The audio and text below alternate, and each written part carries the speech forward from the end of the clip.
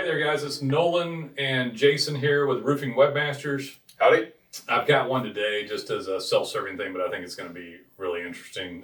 For me, I'd like to, it's a platform for me to tell people what I'd actually do, because a lot of people call us and say what they want us to do. Right. And then they do what they think they ought to do.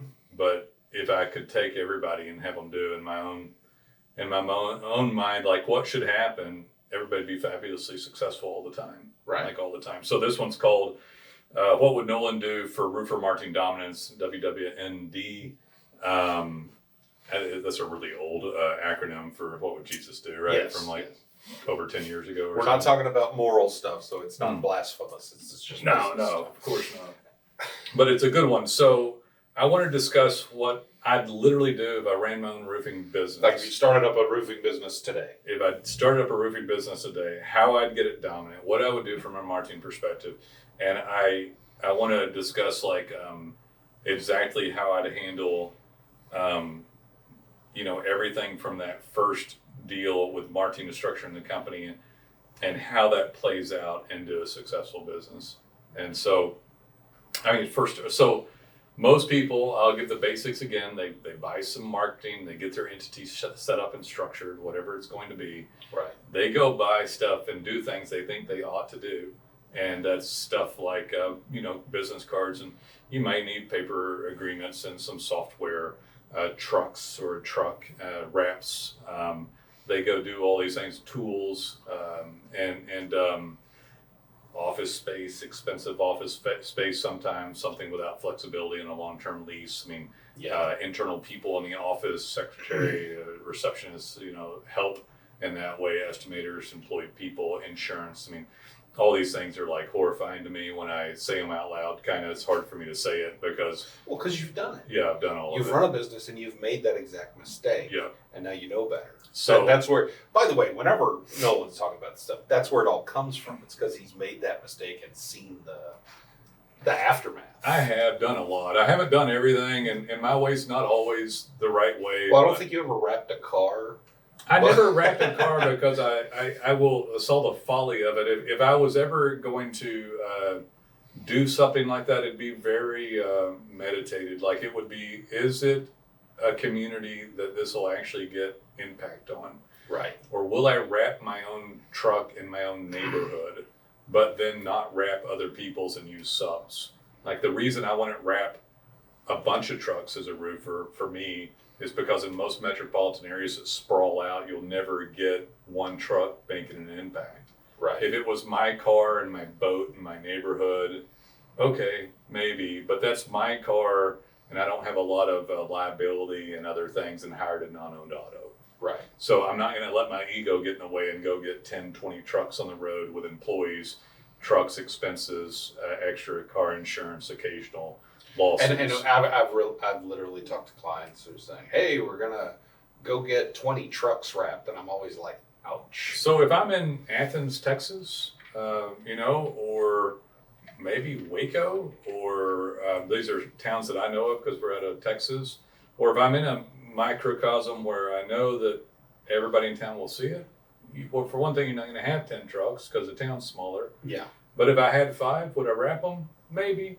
I might, because then it'd give an impact in that area. So I know that there's liability in doing so, but I know it's going to have impact. Would I do my own in my neighborhood? Probably, because when hail hits, I really want to hit all those people, and I'd be proud enough to drive my own car around. But that car is a billboard in many different ways, not just for a client, but for lawyers and unscrupulous people. You have a simple accident, somebody sues you, and you got a problem. Yeah. So, and on top of that, they're expensive.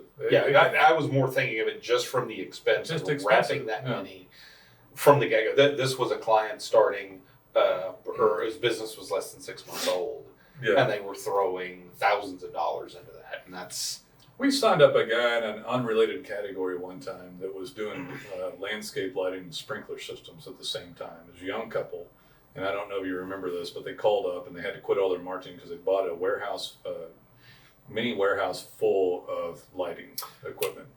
That's right. Without any jobs to do. Yeah. So there's all kinds of things They that bought people do. supplies for Yeah. like 5 years, but they didn't have a business projection that would use them all. I would work out of my home And the only reason I might not do my home was for my Google map if I wanted to get it as legitimized as possible. And if I didn't do that, I'd get a corrugated metal door and an overhead door as cheap as I could in an industrial area within the city that I want to show up on Google in.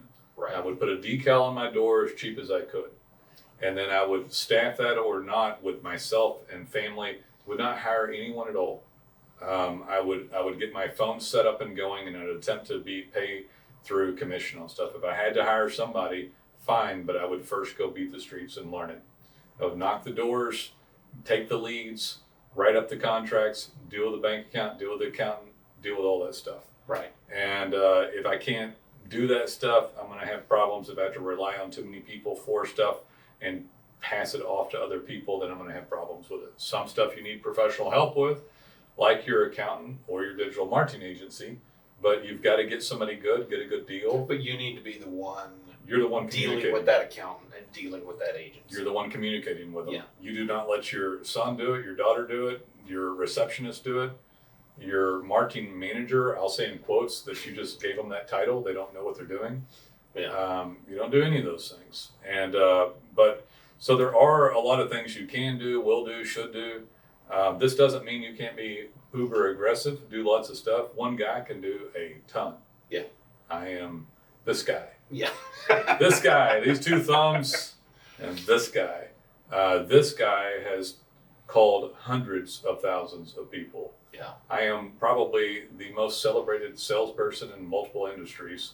Unsung, you know, like I know that I am, Yeah. but nobody knows who I am or about me beyond Underrated. Yeah, underrated, unsung, underrated. There you go. Thanks, Jason, here to correct my grammar and word usage. So why am I like that? Because it's efficient and it's profitable. So I'll pull together some of these points and some of these things. I was just watching Instagram post, and it's just, it's ridiculous, the social media influencers that try to tell people how to run a business properly. It's one thing if they're trying to sell a system or some process, fine, fine. I have a coach, I have things that I do and don't do. I'd like someone to debunk me someday and show me, oh, Nolen, you're an idiot, because, I know that like Kevin O'Leary, Mr. Wonderful, has like, I've just watched him on a little post. He has like 51 businesses, 10,000 employees.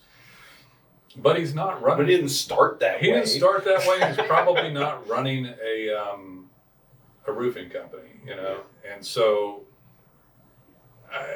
nothing against it. I'm just saying we work with contractors. I work in a very service-driven business still, even Right. what we do.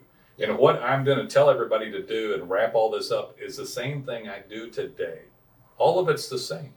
It hasn't changed any over the course of time. In fact, I've just gotten more narrowly focused on it. What's the first thing that we pretty much talked about doing today? Marketing. Right. What is this right now? It's distribution of content for marketing. So most people don't really get that part of it. I am very focused on it.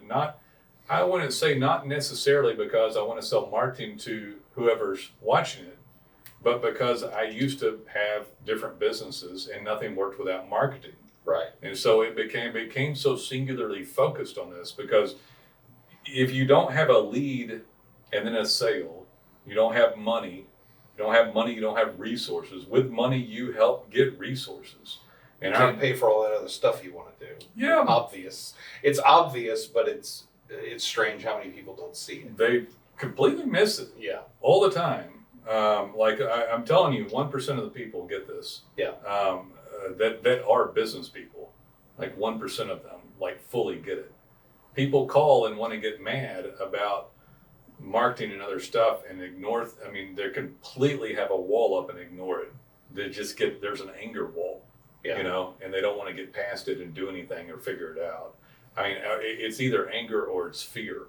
And I've been through all of these things. Some of my things you said I've been through, what flashed before my head was when I let my ego step out in front of me and I got half the 5th floor of a Wells Fargo tower. Yeah. So we're in a 12-story building overlooking, at the time, was the ballpark in Arlington, before they built Cowboy Stadium or whatever the hell they call it. now for the Dallas Cowboys. I think it's AT&T this weekend. Is it? This So, week. Until someone else sponsors until it. somebody else gives them 25 million or something. Yeah. So we were looking over that in this tower with a home security company. Yeah. It was the wrong venue for that, Jason. Nice office. It was a nice office and the unnecessarily nice office. We lost money. We got expenses we didn't need. So it wasn't just the office. I'll give some of my personal experiences so people understand what happens. When you get a nice office like that, you got to have a receptionist or two or three. We had several, you know. You need salespeople. Well, they got to dress up more so that they can come in a nice office. They got to have cubicles to sit in. They do. They Those have were chairs, expensive. those cubicles. And when they dress up more and they come in a nicer office, no offense to anybody, but they got to get paid more. Yeah. And when there's a nicer office, there's expectations otherwise. Or does this company have 401k and healthcare and all these things that small businesses just typically don't have? Right. Because, you know, in a business that's a service-oriented business, it just typically doesn't pull that sort of revenue. The business owner that's a roofer or in a service business like I was as in home security, they are grinding that business. I got off track and I talked about Kevin O'Leary, but on one of the other posts that I read was, are you an entrepreneur really? Or are you an employee of your company? Could you leave your company for 1 month and go on vacation and have nothing happen whatsoever? Well, even Kevin O'Leary works all the time. He admits, he said, I like my dreams and goals and all the stuff I want to do and have scheduled to do, so I don't mind working all the time. Yeah. So does Kevin O'Leary work in all 51 businesses? No. Does Kevin O'Leary work all the time? Yes. Does Kevin O'Leary check up on those 51 businesses and look at Yes. the balance sheet Yes, at he least does. once a month, probably more? All the yes, time. he does. Yeah, he checks on all these things. And so there's this idea that when people have to, when a business person or roofer starts a business, they have to filter all the bullshit out of all these narratives, all this propaganda, all this marketing coming at them from other people, even from their own family. Like, why do you work all the time, Nolen? Like, you own the company, just take the day off. I literally have had family members ask me this stuff, like in-laws. In-laws have asked me this, not my bloodline. So, but in-laws have come up, well-meaning, not trying to be rude. Why do you work all the time, Nolen? Well, because I have dreams and goals, and I'm an entrepreneur. It's like, don't you get a manager? Like, they look at you like, what's wrong with you? You know, and then you kind of think, I don't know, what's wrong with me, man? You know, like, is something wrong with me? It's like, and I used to think about it. And of course, then I'd go try to hire different positions that shouldn't be hired. Now, I want to be real clear here. We have, and I'm not selling our stuff, I'm just saying we have writers, we have designers, we have people that do code base. You hire people to do the stuff you can't or don't have time to do because you're doing all this other stuff. Yeah, I have skill sets, and some of them have been developed. Some of these people listening need the skill sets that I have, don't think they possess them, but have to work on them. Yeah, they need to develop them. Yeah, so I'm working with my, I'm going to start working with my brother's son, my nephew. He's 17. I want to turn him into a social media influencer, but he doesn't think he can be one right now. But all he has to do is begin. Yeah. And he will sell. He knows he's going to sell because my brother's a natural born salesperson. I'm the non-natural born salesperson. I'm the introvert. But anybody can sell and will have to sell their business products and services. Right. And then no one will beat that person, that owner, the entrepreneur that does it, regardless whether they think they're a perfect salesperson or not, or whether they can knock a door or not. They can actually knock the door better than anybody else that they could. Because every time you're on that sales call or visit or whatever it is, the making that sale is vital to keep your business going. Yeah. It's not just I'm doing this because it's my job and I get a paycheck on Friday regardless. Yeah, and it doesn't mean they won't find good people to work with them. Yeah. It just means that they'll never get anybody to beat them. It doesn't mean that if they get a salesperson to run a lead, that they won't be able to do it and that support the company. It means that they'll sell half as much as they would. Yeah. And so there's a happy medium in there for most people, and they have to find out where that is. But if the roofer shirks the sale, gets too far away from the sale, or doesn't knock the door, or gets scared to knock the door. I was scared to sell at one point in my lifetime. I've told you, I had high anxiety over it. I don't know what it had. I had made all the sales up in that point and changed gotten big for my britches, as my grandpa used to say, and got away from it, and the business tanks.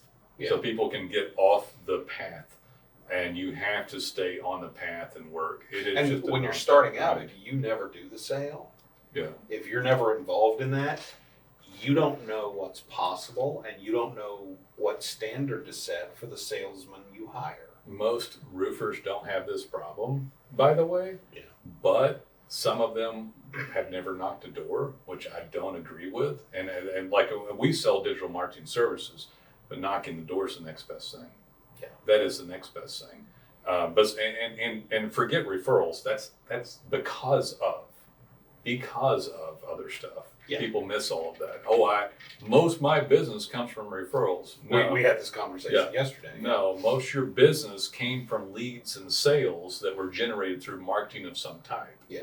If you get business from a referral, the person who referred them got you can't infinitely regress into referrals. At some point, somebody discovered you through marketing. Right. Nolen Walker here for DataPens. You may not know, but I own a software company, and we have a proprietary software called DataPens, DATAPINS. You can search it at datapens.com.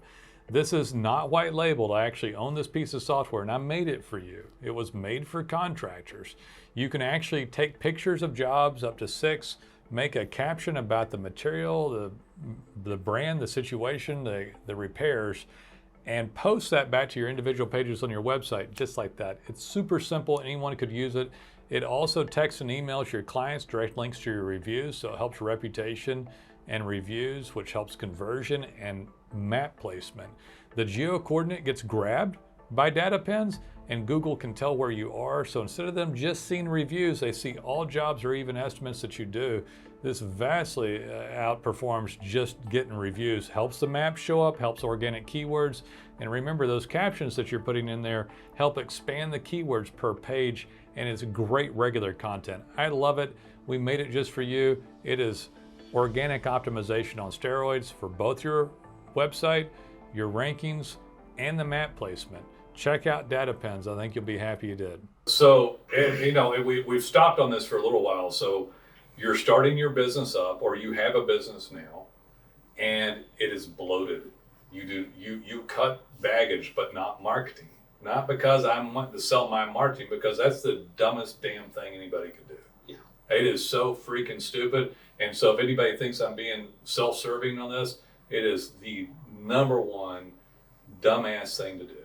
I can't imagine anything dumber than canceling the marketing. I've been in marketing and advertising for 25 years. Yeah. And what you hear every time there's a slow season, economic downturn, inflation, whatever's going on, that's making people nervous. The first thing, I got to cut the marketing budget. It's like, no. A lot of people will cut the marketing budget. You're going to, if the economy is about to go down, it's going to go down. You can't stop that.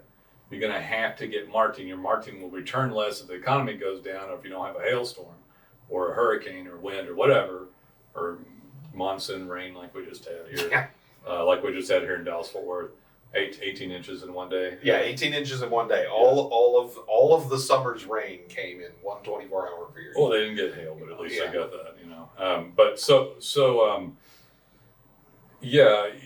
the marketing is the thing that keeps the business afloat. It is the thing that allows you to have the money. You must get the lead and then make the sale. And after that, you get the resources to get expertise, experience, expertise, and excellence. I don't know why I did 3 E's. I just did. That is the secondary. Nolen's 3 E's. Yeah. You just coined that. E cubed. E cubed. So people get this wrong. Doesn't matter if you're experienced and have expertise and you're excellent and all these things.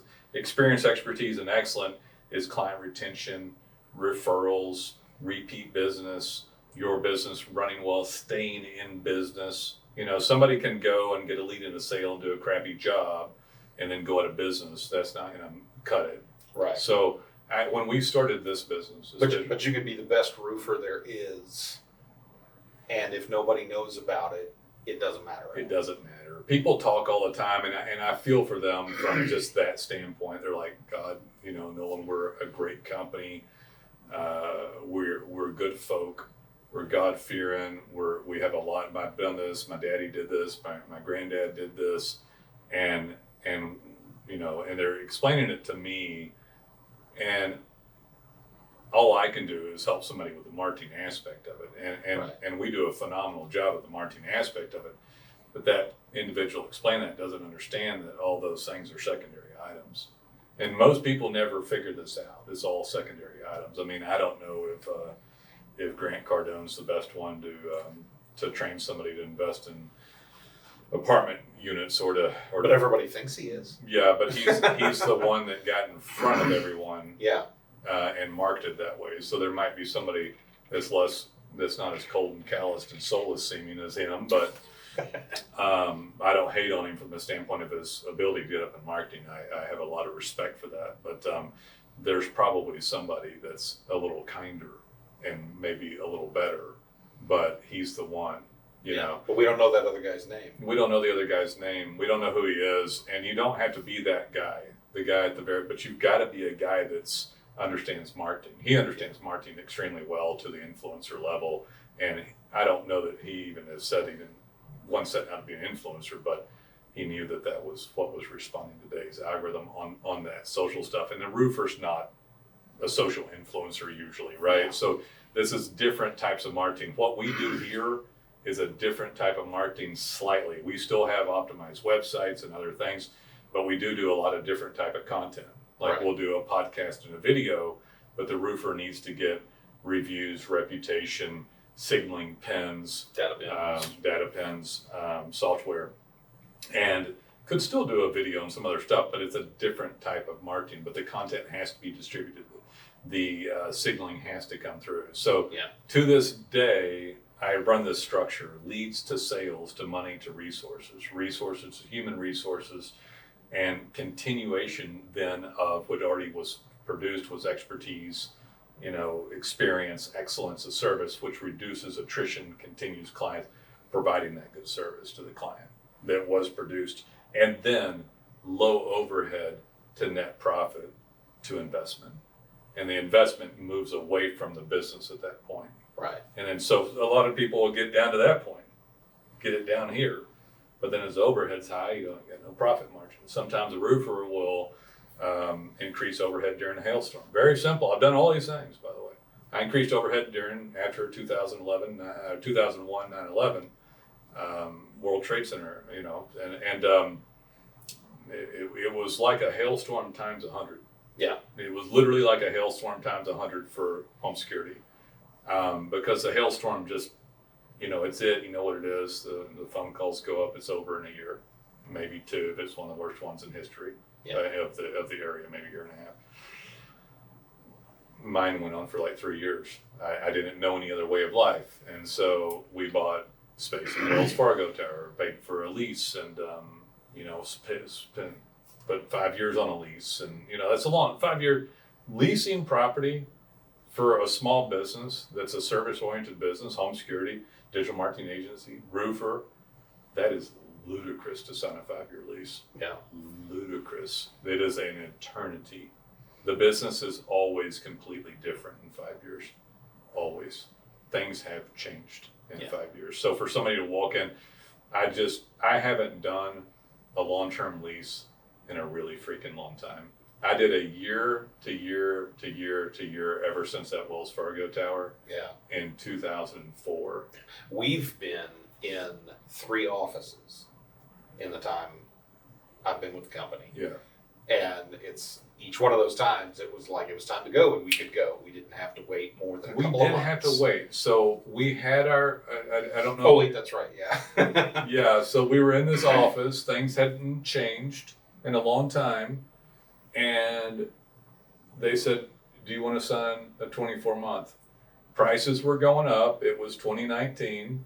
Yeah. I think it was around December, which freaking sucks. And we're like, you know what? Prices are climbing.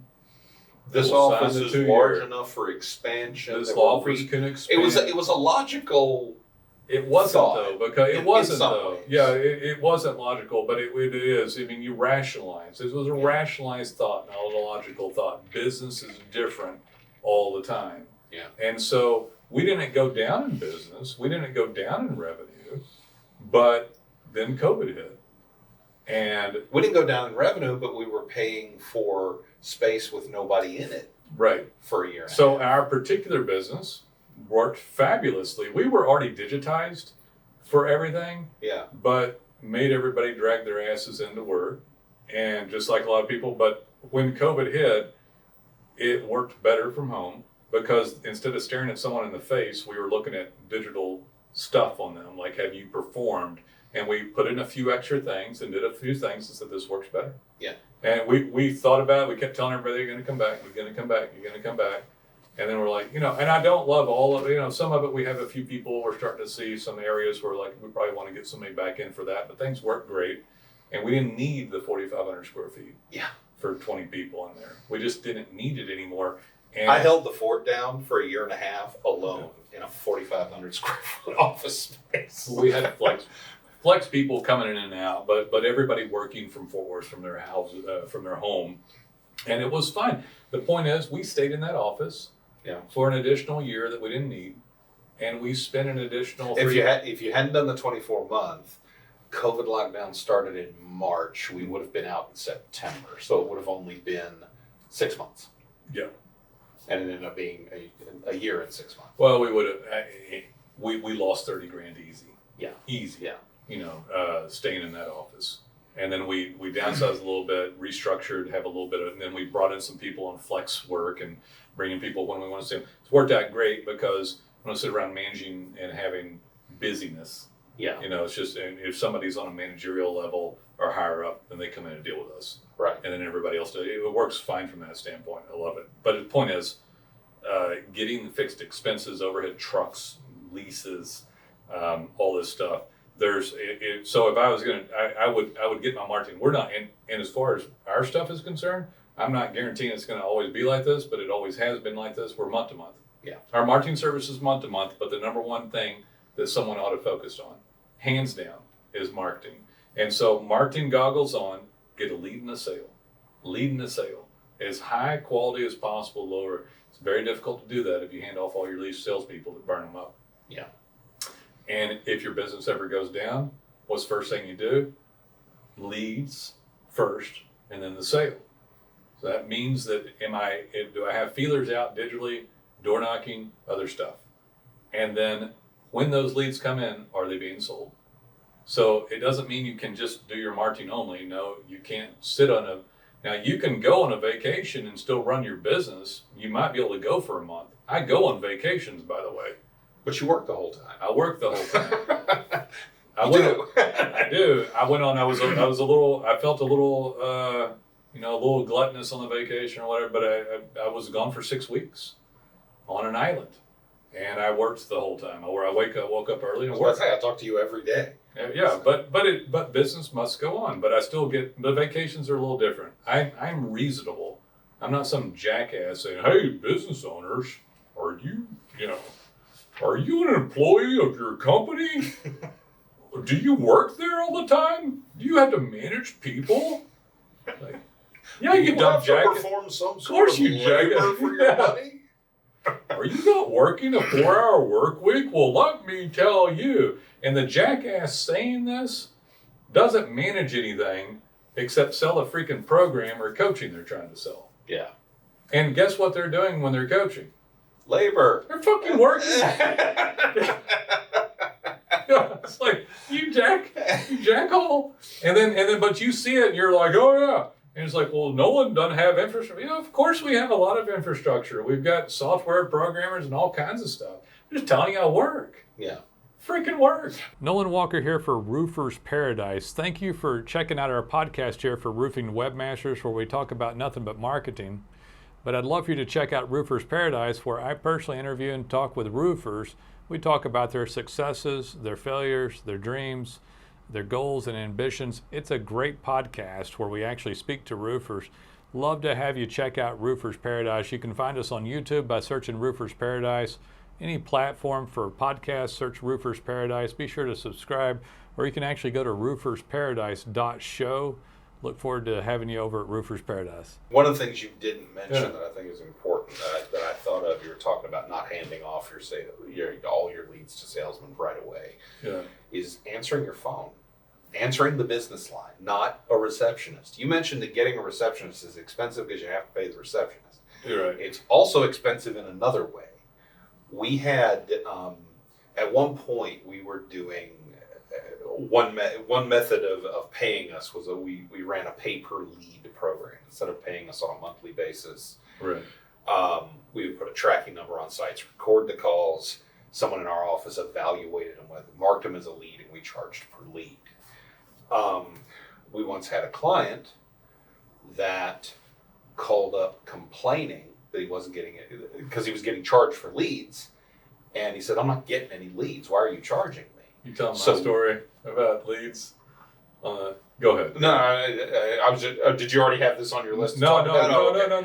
Go ahead. And we went back and listened to the calls, and the owner was not answering the calls. Oh, that one. A receptionist was answering the calls, and very obviously did not give a damn, because this guy was getting calls for right away. Come look now, I need service, and it's a high dollar item. And they were saying, "Oh, they're not in, you'll have to call back, or I can take a message." Just very like, who gives a crap? I know exactly what you're talking about. In that situation, that customer called the next person. Our customer was number 1 on Google. Well, they called number 2 on Google. And that person took their phone call and got the business. Right. So it's not just handing off the lead, but answer your phone. Yeah. Don't let someone else do it. They might have to have some help here and there. Roofers probably don't really most of the time, unless there's a hailstorm. You might bring in family or have someone that cares a lot watching things. But on those lead calls again, so we had a hailstorm in not Round Rock, Georgetown, Texas. This happened. The roofers know all these hailstorms. This was a hailstorm from 2018. Sounds I think. Yeah. Round Rock got pummeled in some Sunnyvale or something right next to it. Got hit really bad. We had a roofer in that market that we were doing that program on for a long time. He paid a fortune because he was doing pay per lead, and the hail hit bad. Yeah. Something had happened on that.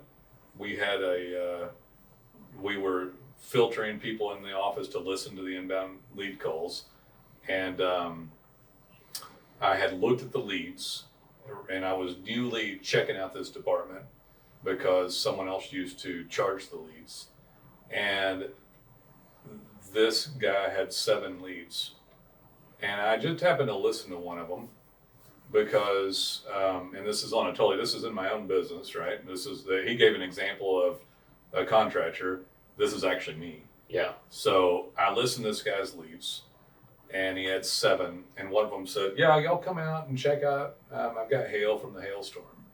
And I was about to charge the client for the 7 leads, and I thought, hailstorm? And I Googled it. There's only 7 calls. And there's only 7 calls. Yeah. And then I went back and reset all the calls, and there's 21 leads. The person listening to it in my own office was an extreme ass, in my opinion, and decided to just click through them because he didn't want to listen to them. Yeah. And we let that person go. Because it's kind of tedious. And it was roughly a $2,000 loss. We don't do the pay per lead anymore. People would demand the way they want to be, but we do a monthly. But yeah, this on a hailstorm. So when people listen to the phone, you should record them. Yeah. If you can, and listen to them. I'll tell you another example of employee stuff going wrong in a different category. So when I was on that working vacation for 6 weeks, my son and I went to a sushi restaurant. It's an island.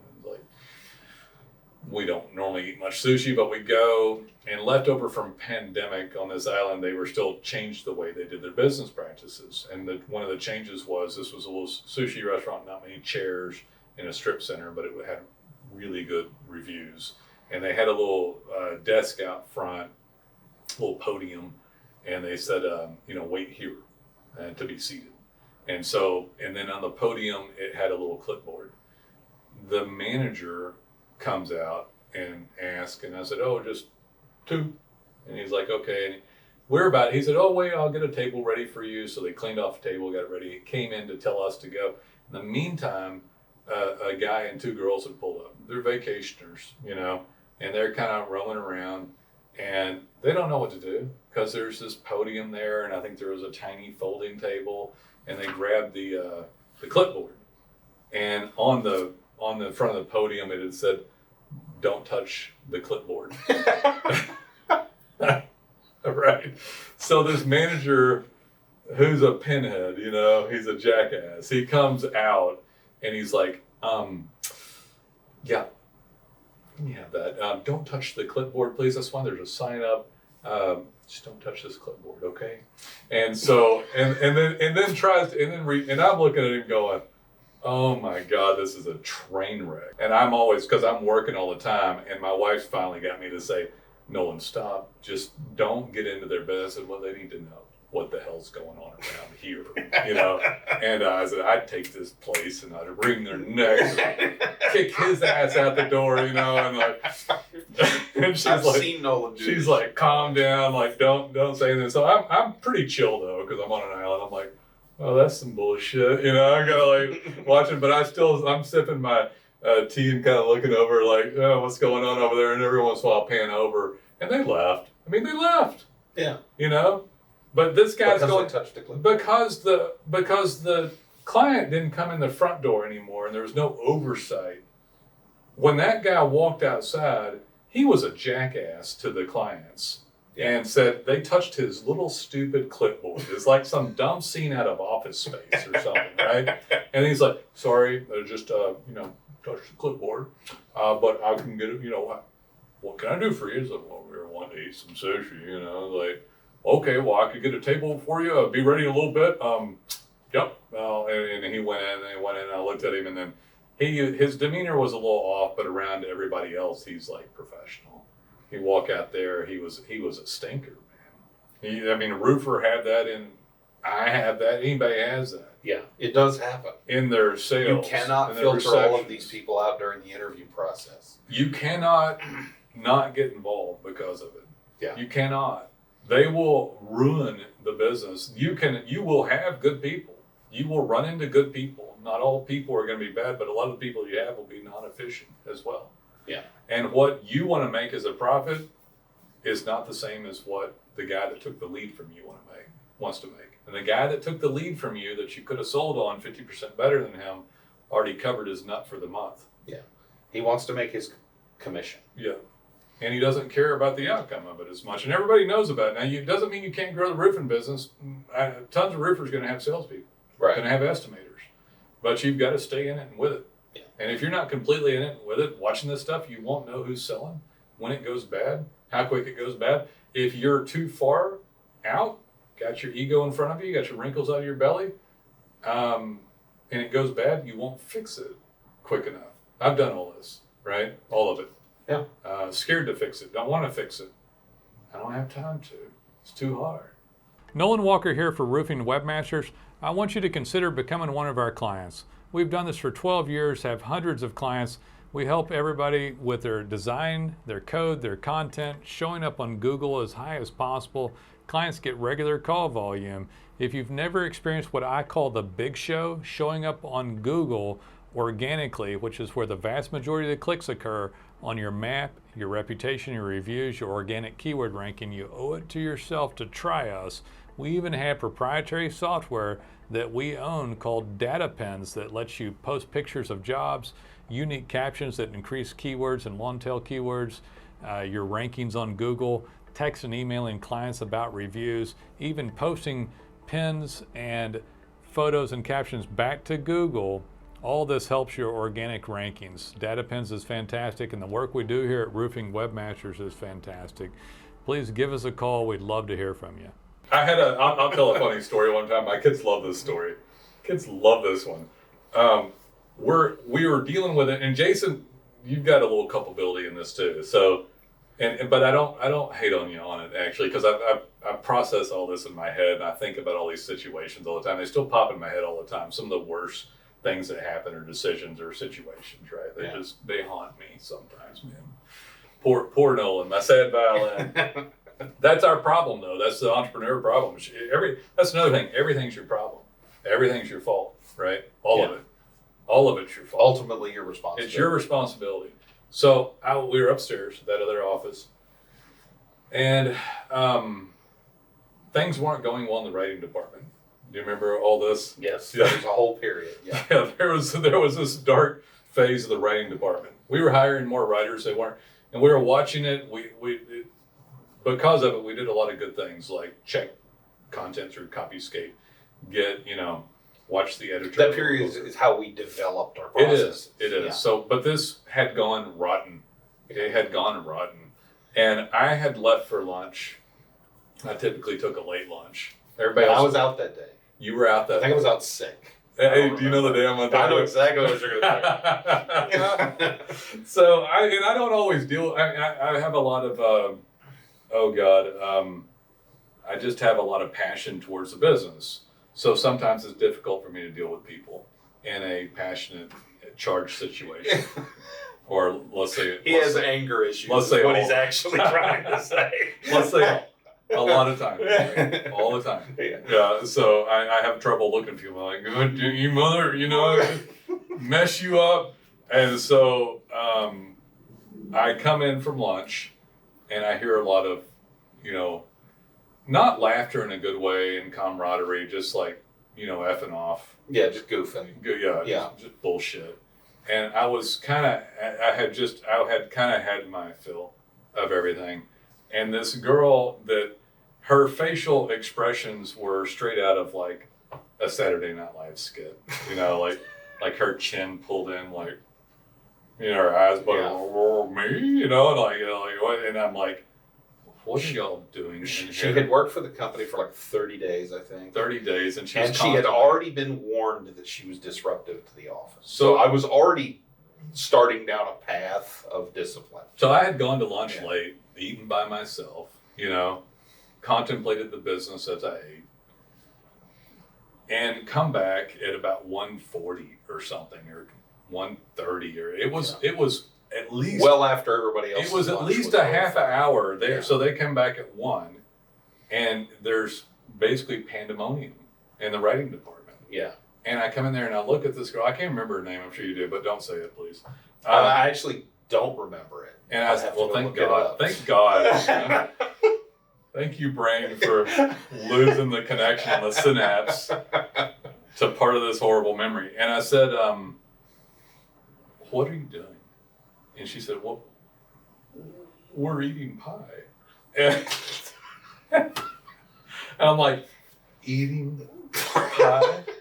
And I looked at them and everybody else was like, oh, shit. Oh, damn. And I'm like, you come in my office across the hall. And like everything went just crickets, quiet. And I'm like, work started at 1 o'clock. Don't be disruptive anymore. Jason, being the creative director, wanted sovereign authority over firing these people. You remember that? Not true. That is true. Fine with you firing. No, sir. You had stood down on the topic. I'm like, fine. Okay. Fine. You were gone that day. And she's like, are you firing me? I said, we'll deal with it tomorrow. We deal with it. It was Monday because it was a Friday. Yeah, Friday. Yeah. I think I was home sick. And she was like, it was a bad situation. I was getting messages from someone in the office. Oh, some shit just went down. I'm like, anyway, but and processes and procedures fix this stuff, by the way. Yeah. And you have to get involved enough to fix them all. So we have a whole slew of process procedures around proper writing. And we fixed the entire writing department. She said, no, I'm not firing you right now. You really angered me. I fired her Monday. You've really angered me, but it's Jason's job to do that. Mess with it Monday. I said, don't cause any more trouble. Put that pie out. Go back to work. And it's not like we're slave drivers. I think you actually sent her home. Did I send her home? Yeah, you were like, go home for the rest of the day, come back Monday morning and talk to Jason. I can't do it. She came into my office Monday morning. I'm like, yeah, you're done. She's like, well, you could have told me that Friday. And I said we had to discuss it. We weren't dealing with that department properly. at the time. Stuff happens. I mean, stuff does happen. Nobody's perfect. So let's wrap all this up real quick, and I'll give a wrap up here of all this stuff. And I want to say some other stuff about marketing. I love organic optimization. What's so funny? No, just remembering the good old days. My kids basically tell. So I've got a. My kids go to a little private school, and they have some parents, some of their friends' parents who work really high-end corporate jobs. And when they tell the kids of these parents, their friends, that their dad fired someone over eating pie, they're horrified. They're like, eating pie? Yeah. Like they have beer and pie and everything else for free. Yeah. I'm like, you don't understand the situation. And it's like, by the way, we're not a multi-billion-dollar corporation, and these people weren't, it's different. It's just different, So, by the way, one of the reasons the writers work better from home, I think, for what we do at post-COVID. Okay, so I love organic the best.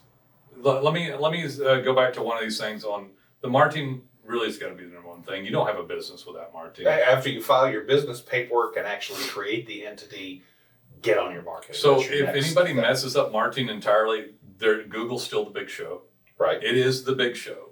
That is where the leads come from. That's where most of them come from. And organic is over 70% of search, and almost all people go to Google to look for search still, like 80+%. You have to think about your business as a brand that gets pushed forth digitally. Design, code, content, changes, pins, captions, pictures, changes, updates, citations, speed, domain authority linking. All these things got to be done really well so that when Google grades it, it gets a good grade. And then regularly they're seeing branded signaling coming in. That is the essence of search engine optimization and SEO. Right. So I don't want to get off into all that. You can go look at all of our marketing. You've got to understand your brand. Or you can call and we'll talk about it. Yeah, we'd love to hear from you and help you with it, obviously. I don't hate on leads bought or paid. Buying leads. Buying leads or paying for a click or buying a Google ad or a Facebook ad. I don't hate on any of it. They just don't return as well. It's just not the first thing you should do. It's not the first thing. Yeah. It is. If you're starting out brand new and your organic kit cannot get started, sure, fine. Maybe, but it won't return as well. It might make you upset because you don't have cash left over once you paid for everything. Return on an investment dollar for your marketing. But I don't hate on all of it. In fact, I try most things over and over and over again. Every so often, there's like 10 things you can try. Organic, which has a ton. Design, code, content, but your reputation, your map ranking, your organic rankings. Then you have Google ads, Facebook ads. Then you can go buy leads from Home Advisor, Angie's List, Yelp, Thumbtack. And you can advertise on Facebook, Instagram. And you're running out of stuff. So, of course, you should try it all. But everybody says they hate all those things, all those big things. That doesn't mean that you don't try them every once in a while. So every once in a generation or 5-6 years, run through them. No, I hate this deal. I hated it 7 years ago, but I'm going to try it again. You never try it again. Because you only have like 7 things you can try. So why don't you try it again? Yeah. But the organic and your digital signal needs to push out. That needs to be the first thing you do, and it needs to be tended forever. Because only 1%. Never give it up. Yeah, never give it up. And because only 1% of business owners understand this, you absolutely can whoop their ass. Right. And fight and muscle in a place in the Pack 3 mapping. More often than not, punching through for organic, hundreds or thousands of words showing up, reputation reviews. You can go fight and bloody your way into the top rankings, by just doing it properly. Right. Just fighting harder than those people. I still fight for this And almost today. none of those people are fighting hard. No. So we're one of the best there is because we understand it. I Right. fight like mad to this day. We fight for change. We fight for updates. We fight for placement. We fight for everything. We fight for our clients. We're month to month. I have to fight for the client. It never ends a fight for them, and that is the basis of it. That's why we started. That's why I own the company. It's the only thing that matters almost. Everything else is a privilege. It is my privilege to get a lead, to get a call. It's not an inconvenience. My phone rings. Some people won't answer it because of all the spam calls. That is your problem in your head. Right. I get a lot of them. I call them. I deal with the same frustrations, but I call my people back. I deal with it. You should be privileged and grateful. And then you get sales, and then you get money, and then you watch your overhead and expenses as you get your resources. And then you develop expertise and procedure sets and excellence and experience, and then you provide the best service to have low overhead or to have low attrition and referrals and a business that makes money and client retention and all that stuff, and then you earn a net profit and hopefully do something with it. So that is what you do. But that's what Nolen would do. That's what Nolen would do. And you go in and you think every day you wake up, how can I do this better? Am I spending too much money? Am I handling? And you have a few good people that you pay well within your company, by the way. I don't want to talk about firing the pie girl, but makes me sound ridiculous. But it was a ridiculous situation. It was. The girl was taking complete advantage of everything. Yeah. Other stupid little things I've had people, I mean, we've had all kinds of dumb stuff. Like people that are working with you misunderstanding the nature of things, you know? Yeah. You've got to be the leader in the business. You've got to have your hand in a little bit of everything. You can hire people out. You will have infrastructure. You will have a better life. But really, if you don't stay in all this and your overhead isn't, if you don't get leads to sales to resources and handling stuff and then low overhead to make a net profit, you'll spin your wheels forever just messing around. And then you've got to hopefully invest with the money that you make into something else besides the constant churn of the service business or the money through the corporation. Right. Anyway, any other thoughts or anything on any of it? No, I think we covered it. Marketing wise, though, it's another podcast, but it's by God. The most important thing there is. Yeah. There's one that we have called, if I had to direct you to anything else to expand this, because we didn't hit on that enough, and I don't want to just keep talking, but roofer marketing, the big show. Yeah. So the big show is Google. You understand the fact that your brand is digital and how that translates into your phone ringing is critical that you understand it and you participate.